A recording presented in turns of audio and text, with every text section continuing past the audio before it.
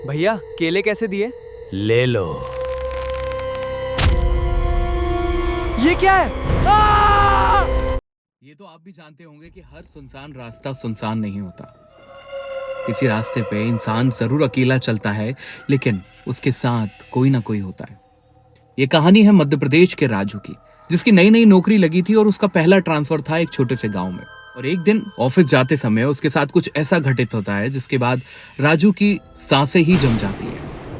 तो अभी अभी आप मेरी कहानी की तरफ बढ़े हो तो जल्दी से वो हॉरर स्टोरी को सब्सक्राइब कर लीजिए और चलिए करते हैं कहानी को शुरू।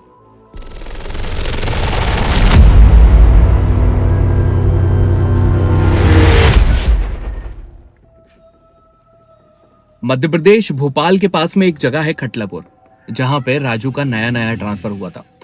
राजू की नई नई नौकरी लगी थी और राजू बहुत एक्साइटेड था। और यहाँ जब उसका ट्रांसफर हुआ था तो वहीं उस प्लांट के पास में ही उसको एक घर दे दिया गया था, जो कि महज प्लांट से 200 मीटर की दूरी पे था। राजू उस घर में कुछ दिन बिताता है। राजू अकेला था। वहां उसको कुछ चीजें की सुविधा मिल चुकी थी, जो राजू को घर दिया गया था, लेकिन वो घर काफी टाइम से खाली होने की वजह से उसकी मरम्मत होना बहुत ज्यादा जरूरी थी। और कुछ ही दिन में राजू को वहां सांप, बिच्छू और ये सारी चीजें दिखने लग गई थी। एक दिन राजू सुबह सुबह उठता है और फ्रेश होने के लिए जैसे ही बाथरूम में जाता है वहां सांप बैठा होता है।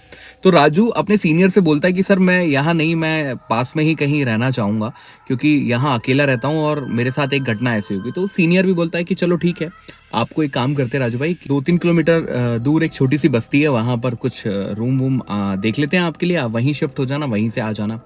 राजू भी ओके कर देता है और इसी के चलते राजू की जो बाइक थी वो उसके एक दोस्त के थ्रू मंगवा लेता है। अब राजू रोज अप डाउन कर रहा था, बढ़िया जा रहा आ रहा था। अब प्लांट में राजू की अधिकतर नाइट ड्यूटी ही रहती थी और घर भी धीरे धीरे अच्छा होने लग गया था उसकी सैलरी से।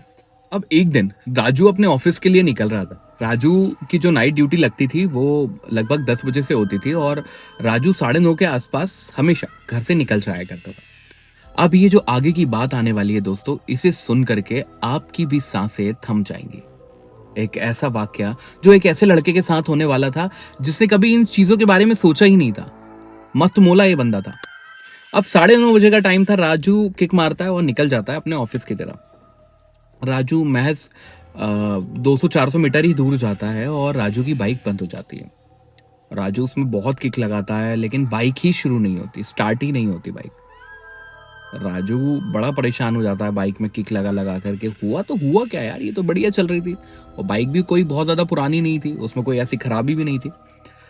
राजू की बाइक शुरू नहीं होती तो राजू अपने सीनियर को फोन करता है कि सर मैं अपने घर से थोड़ी दूरी निकला हूँ और मेरी बाइक खराब हो गई है, तो क्या आप किसी को भेज दोगे ऑफिस से? सीनियर बोलता है कि यार आज तो कोई ड्राइवर ही नहीं आया यार राजू भाई, आप एक काम करो, वहां से एक शॉर्टकट रास्ता है, उसे पकड़ करके सीधे यहाँ आओगे, जहां आपको 2-3 किलोमीटर के पास ही आसपास रास्ता होता वो आपका आधा बच जाएगा, 1 से 1.5 किलोमीटर में आपका काम हो जाएगा। अब राजू धीरे धीरे वहां से फ्रेंडली हो चुका था। राजू को पता था कि एक रास्ता जो है वो यहाँ से जाता है और राजू भी एकदम स्पोर्टी लड़का था। उसकी जो जॉब लगी थी वो स्पोर्ट कोटे की वजह से भी लगी थी। तो राजू रनिंग वनिंग इन सब में बढ़िया था। राजू ने बोला चलो ठीक है भाई, आज खाना खाया, रनिंग कर करके जरा अपना खाना ही पचा लेंगे। राजू अपनी बाइक को वहीं पास में एक जगह खड़ी कर देता है, थोड़े से झाड़ी के आसपास में, कि सुबह जब मैं ऑफिस से आऊंगा तो मैं देख लूंगा बाइक का क्या करना है। अब राजू यहाँ से निकल जाता है दोस्तों।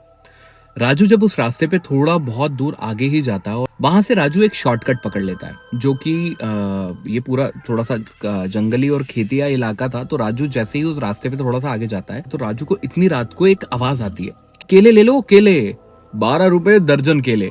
राजू ये सुनकर के हैरान हो जाता है, इतने सस्ते केले भाई कौन बेच रहा है, और वो भी इतनी रात को। अब इन सब को करते करते राजू को लगभग 10-10:30 बजे के आसपास का टाइम हो ही चुका था। अब छोटे शहर में, गाँव में आपको पता ही है कि अंधेरा जल्दी हो जाता है, सब लोग सो जाते हैं। राजू जब केले वाले के पास जाता है और बोलता है भैया केले ठीक ठाक तो है ना, खराब वराब तो नहीं है? तो वो बोलता है ये केले आपके लिए नहीं है भाई साहब, आप निकलो। राजू बोलता है मतलब इतनी रात को आप केले बेच रहे हो, यहाँ दूर दूर तक कोई दिख नहीं रहा, मैं अकेला हूँ यहाँ पे, एक काम करो वहां से चलते चलते आते आते मेरा को भूख भी लगने लग गई है, तो थोड़े बहुत केले ले ही लेता हूँ, लाइए 12 रुपए के केले दे दीजिए 1 दर्जन। वो फिर एक बार बोलता है ये केले खा करके यहाँ से गायब हो जाओगे।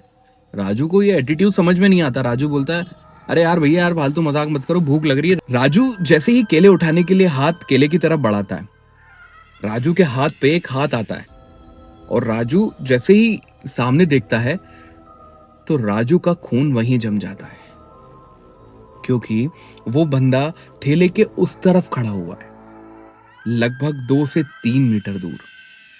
और वो अपना हाथ वहीं से लंबा करके राजू के हाथ को पकड़ लेता है। राजू ये अरे ले देखते ले से ही बाबू, ले ले अपनी जान छुड़ा ले ले करके ले वहां ले से भागता है। ले ले 12 रुपए दर्जन केले ले ले। भागते भागते पीछे मुड़ करके देखता है, वो आदमी बोल रहा होता है,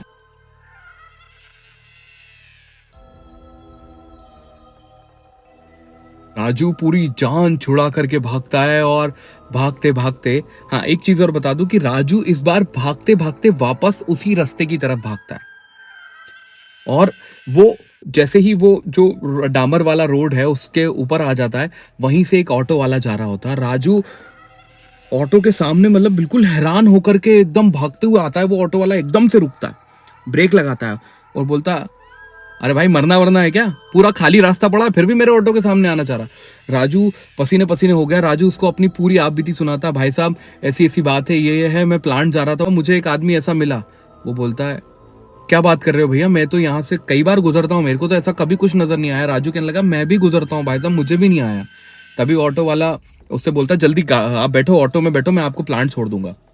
राजू उसके ऑटो में पीछे बैठ जाता है, वो ऑटो चलाने लगता है। राजू उसको सारी बात बताता है, कैसे उसने हाथ पकड़ा, कैसे उसने केले का बोला, ये सारी चीजें उसको बताने लगता है। ऑटो वाला राजू से बात करता हुआ जाता है। ऑटो वाला राजू से बात करता हुआ जाता है, कहाँ से आए हो बाबू? तब राजू अपनी सारी चीजें बताता है और राजू पूरा डरा हुआ था, लेकिन राजू थोड़ा सा रिलैक्स फील कर रहा था क्योंकि इस बार एक ऑटो वाला उसकी बात सुन रहा था। थोड़ा ऑटो आगे जाता है, तभी राजू को पीछे से आवाज आती है। राजू एकदम घबरा जाता है और बोलता, भाई साहब आपने सुनी, आवाज सुनी? वो बोलता, नहीं मैंने नहीं सुनी ऑटो वाला।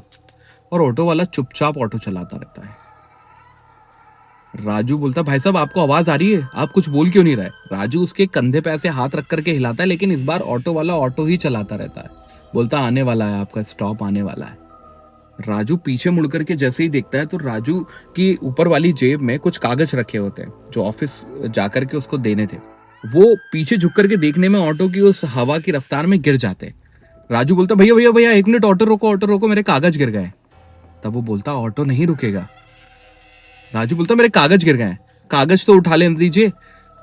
ऑटो वाला बोलता, टेंशन क्यों ले रहे हो? वो अपना हाथ ऐसे पीछे करता है और हाथ धीरे धीरे लंबा होता चला जाता है और वो कागज उठा करके लेकर के आता है और ऑटो चलाते चलाते पीछे मुड़ करके बोलता है, भाई साहब ले लीजिए अपने कागज। राजू की इस बार तो मानो जैसे जान ही निकल गई हो। राजू आओ देखता है ना ताओ और उसके ऑटो से कूद जाता है और कूद करके सीधे वहीं से जंगल की तरफ भागने लगता है। भागते भागते भागते भागते राजू पीछे मुड़ करके भी नहीं देखता, क्योंकि राजू को इस बार एक नहीं बल्कि दो दो आवाजें आ रही थी। ऑटो में आ जाओ भाई साहब, केले ले लो, केले 12 रुपए दर्जन केले। राजू की जान निकल चुकी थी। राजू भागते भागते सीधे वहां एक मंदिर नजर आता है, एक छोटा सा मंदिर। अंधेरा था पूरे जंगल के अंदर, लेकिन उस मंदिर के अंदर जो दिए की रोशनी थी वो बिल्कुल टिमटिमा रही थी और उसी मंदिर के बाहर एक पुजारी जी बैठे हुए थे। राजू समझ चुका था कि ये कोई बुरी आत्मा नहीं, ये जरूर देवता का स्थान ही है। राजू वहां पहुंच जाता है और राजू जाकर के बाबा को सारी बातें बताता है। बाबा बोलते हैं कि सीधा बच्चा मंदिर के अंदर चला जा। राजू अंदर चला जाता है मंदिर के अंदर।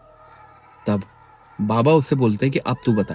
राजू उनको सारी बातें बताता है। बाबा, पहले मुझे एक केले वाला मिला, उसने इतने रुपए दर्जन बोला और फिर ऐसा ये वो, और फिर मैं ऑटो वाले के साथ बैठा और मैं यहाँ पहुंच गया। वो बाबा बोलते हैं, बेटा वो कोई और नहीं, वो छलावा है और आज उन्होंने तुझे छल लिया। राजू की जान जैसे गले में ही अटकी हुई थी। वो तभी राजू को एक गिलास में पानी देते हैं, ले बच्चा कुछ पानी पी ले, परेशान मत हो, अब तू बिल्कुल सही जगह आ गया है। अब राजू के मन में आराम तो था, लेकिन एक संकोच दिमाग में कही था कि 2 हादसे अभी लगातार मेरे साथ हो गए, ये भी कहीं छलावा तो नहीं है। तभी बाबा बोलते हैं कि तेरे दिमाग में यही चल रहा है ना कि ये भी कहीं छलावा तो नहीं है। वो बोलता है, हाँ बाबा, चल तो कुछ ऐसे ही रहा है। वो बोलते हैं, अब तू चिंता मत कर बेटा, तू एक देव स्थान पे आ चुका है। यहाँ वो तुझे परेशान करने जरूर आएंगे, लेकिन अब इस मंदिर से बाहर मत निकलना। तभी बाबा उसके हाथ पे हाथ रखते हैं और कुछ मंत्र पढ़ने लगते हैं और आंखें खोलते हैं और बाबा उससे बोलते हैं। तब वो बाबा से बोलता है कि बाबा, ये छलावे कौन थे? आज तक इन्होंने किसी को मारा है क्या? बाबा बोलते हैं नहीं, मारा नहीं है, वो सिर्फ लोगों को गायब कर देते हैं, फिर वो लोग कभी नहीं मिलते। राजू बोलता है कि मैं कैसे बच गया बाबा? बाबा बोलते हैं इसका जवाब तुझे सुबह मिल जाएगा। अब बाबा उससे कहते हैं कि एक काम कर, अब तू मंदिर में ही बैठ, मैं भी यहीं बैठा हूं, और बाहर से तुझे कोई भी आवाज सुनाई दे, चाहे वो तेरा कोई अपना ही क्यों ना हो, तू अब बाहर मत निकलना, नहीं तो तू भी गायब हो जाएगा। तभी मंदिर के बाहर आवाज आती है, अरे बाबूजी, केले ले लीजिए और सस्ते लगा लूंगा। ऑटो वाला बोलता है, अरे भाई साहब कहाँ कूद करके आ गए, मैं छोड़ तो रहा था प्लांट पे आपको, बस थोड़ा सा ही तो बचा था। राजू के रोंगटे खड़े हो गए थे दोस्तों, मेरे भी रोंगटे खड़े हो रहे हैं ये सुनाते हुए, राजू के भी रोंगटे खड़े हो गए थे। राजू अब पूरी तरीके से डर चुका था और बाबा कुछ क्रिया कर रहे थे। उन्होंने राजू को बोला था, जब तक मैं ना बोलूं पीछे मुड़ करके मत देखना और बाहर मत निकलना। तभी राजू को बाहर से एक औरत की आवाज आती है, अरे बेटा कब तक अंदर रहेगा, देख मैं कितनी परेशान हो गई हूं, इन लोगों ने मुझे भी पकड़ लिया।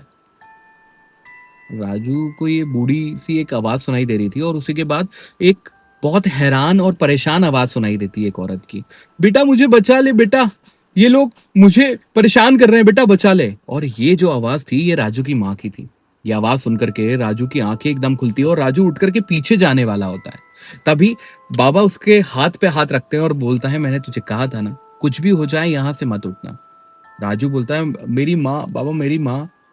बाबा बोलते हैं कि तेरी माँ नहीं है वहां पे, ये छलावे तेरे साथ छल कर रहे हैं, और तू अगर बाहर निकल गया तो तू इनमें से कभी भी किसी से नहीं मिल पाएगा, चाहे तेरी माँ हो या तेरे परिवार का कोई भी व्यक्ति। अब राजू पूरी तरीके से डर तो चुका था। राजू अपनी आंखें बंद करके बैठा रहता है और तेज हवा की आवाज आती है, मतलब तेज हवा यानी कि वहां से कुछ हवा चल रही है बाहर की तरफ।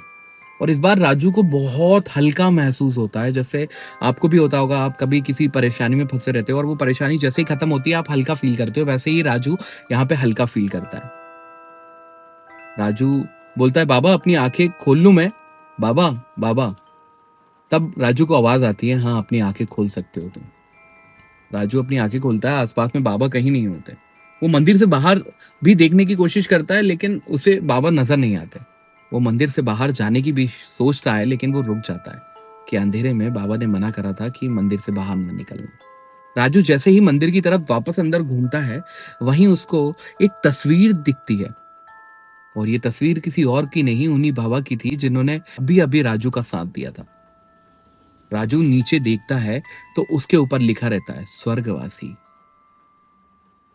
राजू की सांस एक बार फिर से अटक जाती है। राजू को समझ में नहीं आता कि ये हो क्या रहा है, ये क्या चल रहा है मेरे साथ। राजू इस बार पूरी जान छोड़ करके मंदिर से बाहर भागने की कोशिश करता है, और जैसे ही मंदिर के बाहर वो निकलता है वैसे ही राजू मुंह के बल गिर जाता है। और जब राजू की आंखें खुलती है तो राजू अपने आप को खटलापुर के एक छोटे से अस्पताल में पाता है, जहां उसके कुछ स्टाफ के लोग खड़े हुए हैं। राजू की आंखें खुलने पर वो बोलते हैं कि ठीक हो तुम? क्या हो गया था तुम्हें? तुम उस जंगल में क्या कर रहे थे? राजू बोलता है कि मैं यहां कैसे पहुंचा? सीनियर बोलते हैं कि एक व्यक्ति उस रास्ते से जा रहा था जिसने तुम्हें जंगल में इस हालत में देखा, और उसके बाद उसने जब कॉल करके इन्फॉर्म किया तो तुम्हें वहां से लेकर के यहाँ आ गए और तुम बेहोश थे। अब तुम बताओ कि तुम वहां कैसे पहुंचे? राजू अपनी सारी बात वहां पे बताता है, लेकिन गांव वाले उस बात को मानने के लिए तैयार नहीं थे कि नहीं नहीं ऐसा कुछ नहीं है, ऐसा किसी के साथ कुछ नहीं हुआ। राजू अपनी पूरी बात कहता है कि नहीं मैं झूठ नहीं कह रहा, ये जो हुआ है सच हुआ है। पर कोई उसकी बात मानने के लिए तैयार नहीं था। लेकिन एक व्यक्ति जिसने राजू की हाँ में हाँ मिलाई और उसने बोला कि हाँ यहाँ ऐसा होता है। गांव के लोग कभी उस जंगल की तरफ नहीं जाते। रात के वक्त में ये छोटा सा तो कस्बा है जहां से लोग नहीं निकलते, लेकिन कुछ लोग उस ट्रैप में फंस जाते हैं। अब राजू के मन में एक सवाल था कि मेरे साथ हुआ तो हुआ क्या, कि ये मेरा कोई वहम या सपना नहीं था, ये जो हुआ है मेरे साथ हकीकत में हुआ है। राजू पास के ही पुलिस थाने में कंप्लेंट करता है और वहां के एक पुलिस वाले को मना लेता है कि मेरे साथ सच में ही हुआ है सर। वो लोग अपनी टीम को लेकर के वहां जाते हैं। राजू जो ठेला बताता है, मतलब जिस जगह पे बताता है यहाँ ठेला लगा था, वहीं जब जाकर के देखते हैं तो बहुत सारे सूखे हुए केले के छिलके पड़े हुए थे और हर एक केले के छिलके के ऊपर ऐसे बिल्कुल मद्दा सा नाम गुथा हुआ था। उसमें एक नाम राजू का भी था, लेकिन उसके आगे लिखा हुआ था वापस लौट गया। राजू और वो सब देख करके ये एक बार दंग जरूर रह जाते हैं। पर यह हादसा ज्यादा लोगों के साथ नहीं हुआ था उस जगह पे, इसलिए किसी को राजू की बातों पे यकीन नहीं हो रहा था। लेकिन अब ये जो भी था, राजू का कहना है कि ये एकदम सही था, एकदम सच था और ये मेरे साथ हुआ है। वहां पे एक व्यक्ति ने जरूर ये बात मानी, लेकिन ज्यादा लोगों के साथ वहां नहीं हुआ। पर वो लोग कौन थे जिनके वहां नाम लिखे हुए थे? दोस्तों, क्या लगता है कि वो लोग कौन हो सकते हैं? क्या उन्होंने सच में वो केला खाया था और गायब हो गए? आपकी जो भी राय है कमेंट बॉक्स में जरूर लिखिएगा। आपको भूत की कहानियां पसंद है तो कमेंट बॉक्स में जरूर बताइएगा, क्योंकि आपकी डर की कहानियां हम आप तक पहुंचाएंगे। और देखते रहिए वो हॉरर स्टोरी। जय श्री राम।